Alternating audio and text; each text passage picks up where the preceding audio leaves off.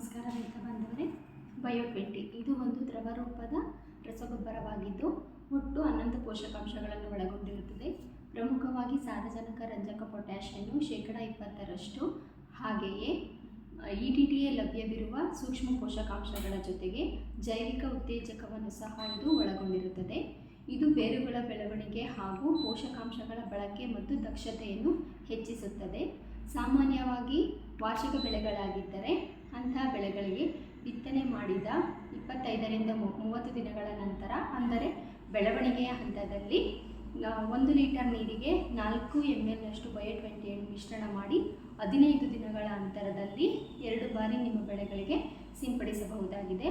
ಇನ್ನು ಪ್ರಮುಖ ವಾಣಿಜ್ಯ ಬೆಳೆಗಳಾದ ಕಾಫಿ, ಕರಿಮೆಣಸು ಬೆಳೆಗಳಿಗೆ ಬೆಳವಣಿಗೆಯ ಹಂತದಲ್ಲಿ 1 ಲೀಟರ್ ನೀರಿಗೆ 5 ml ಬಯೋ20 ಮಿಶ್ರಣ ಮಾಡಿ 15 ದಿನಗಳ ಅಂತರದಲ್ಲಿ ನಿಮ್ಮ ಬೆಳೆಗಳಿಗೆ 2 ಬಾರಿ ಸಿಂಪಡಿಸಬಹುದಾಗಿದೆ.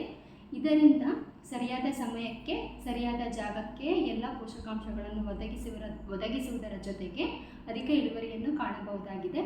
ಆದ್ದರಿಂದ ಎಲ್ಲ ರೈತ ಬಾಂಧವರು ಜೈ ಕಿಸಾನ್ ಬಯೋ20 ನಿಮ್ಮ ಬೆಳೆಗಳಿಗೆ ಸಿಂಪಡಿಸಿ ಅಧಿಕ ಇಳುವರಿಯನ್ನು ಕಾಣಬೇಕಾಗಿದೆ.